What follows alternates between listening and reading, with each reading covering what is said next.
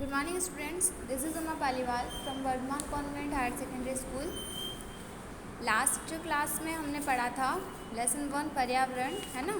और इसका हमने रीड कर लिया था पर्यावरण के घटक, है ना, कौन कौन से होते हैं, प्राकृतिक और मानव निर्मित, है ना। अब हम पढ़ेंगे प्राकृतिक पर्यावरण के बारे में। ओके, भूमि, जल, वायु, पेड़ पौधे एवं जीव जंतु मिलकर प्राकृतिक पर्यावरण बनाते हैं, ना। प्राकृतिक पर्यावरण कौन बनाते हैं? भूमि, जल, वायु, पेड़ पौधे एवं जीव जंतु। ओके, स्थल मंडल, जल मंडल, वायुमंडल और जीवमंडल, है ना। ये सारी चीज़ें हमने लास्ट क्लास में भी रीड करी है ना, 6th क्लास में। पृथ्वी की ठोस प्रॉपर्टी या कठोर ऊपरी परत को स्थल मंडल कहते हैं, है ना। जो ज़मीन होती है ना, या जो ठोस चीज़ें होती है जैसे पहाड़, पठार, मैदान, घाटी, है ना, ये सब किसके अंतर्गत आता है? स्थल मंडल के अंतर्गत आता है। ओके, स्थल मंडल वह क्षेत्र है जो हमें वन, कृषि एवं मानव बस्तियों के लिए भूमि, पशुओं को चरने के लिए घास स्थल प्रदान करता है। ओके, यह खनिज संपदा का भी एक स्रोत है। ओके, अब जल मंडल, जल के क्षेत्र को जल मंडल कहते हैं, है ना, जैसे कि नदी, झील, समुद्र, ठीक है, यह सभी प्राणियों के लिए आवश्यक है। अब नेक्स्ट वायुमंडल, तो पृथ्वी के चारों ओर फैली हुई वायु की पतली परत को क्या कहते हैं हम? वायुमंडल, है ना। पृथ्वी का गुरुत्वाकर्षण बल अपने चारों ओर के वायुमंडल को थामे रखता है। अब है जीवमंडल, तो पादप एवं जीव जंतु मिलकर जीवमंडल या सजीव संसार का निर्माण करते हैं, ना।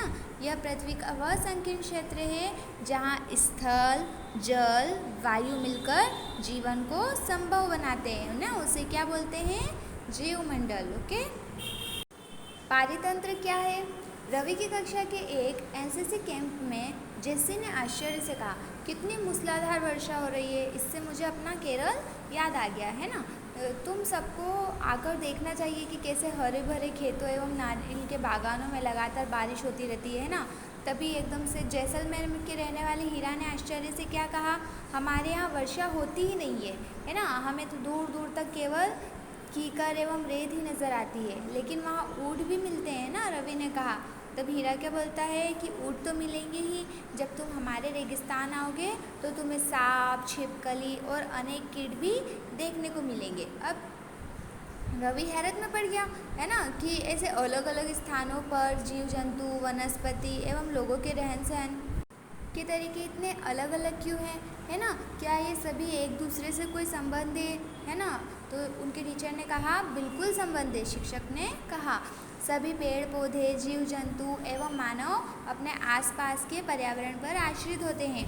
प्रायः वह एक दूसरे पर भी आश्रित होते हैं। जीवधारियों का आपसी एवं अपने आसपास के पर्यावरण के बीच का संबंध ही पारितंत्र का निर्माण करता है ना।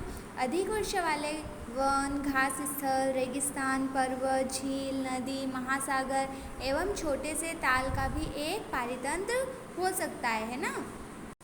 ओके, अब हम पढ़ेंगे मानवीय पर्यावरण। मानव अपने पर्यावरण के साथ पारस्परिक क्रिया करता है और उसमें अपनी आवश्यकता के अनुसार परिवर्तन भी करता है ना। हम चेंजेस करते रहते हैं ना। प्रारंभिक मानव ने स्वयं को प्रकृति के अनुरूप बना लिया था।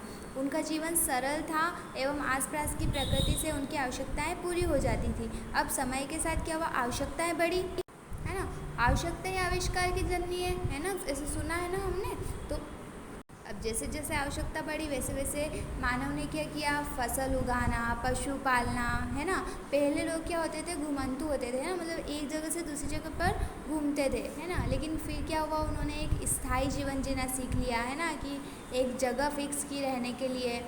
फिर पहिए का आविष्कार हुआ, है ना। आवश्यकता से अधिक अन्न उपजाया गया। फिर किसका हुआ? वस्तु विनिमय पद्धति का, कि अगर किसी को चावल की ज़रूरत है, हमारे पास चावल है, सामने वाले के पास गेहूँ है, तो एक्सचेंज करते थे, है ना। ये एक्सचेंज को ही क्या बोलते हैं? विनिमय, है ना। अब इससे क्या हुआ? व्यापार का आरंभ हुआ, है ना। वाणिज्य का आरंभ हुआ, व्यापार बिजनेस स्टार्ट हुआ। औद्योगिक क्रांति से बड़े पैमाने पर उत्पादन प्रारंभ हो गया, है ना। फिर परिवहन तेज गति से प्रारंभ हुआ। इस तरह से मानवीय पर्यावरण का निर्माण होता है। ओके स्टूडेंट्स, आपका ये चैप्टर कंप्लीट हो गया है। आई होप कि आपको यहाँ तक समझ में आ गया होगा अच्छे से, है ना। अब इस चैप्टर को आप एक बार फिर से रीड करेंगे। ओके, अब मैं आपको नेक्स्ट क्लास में इसके क्वेश्चन आंसर्स, इसकी जो एक्सरसाइज है वो करवाऊँगी। ओके।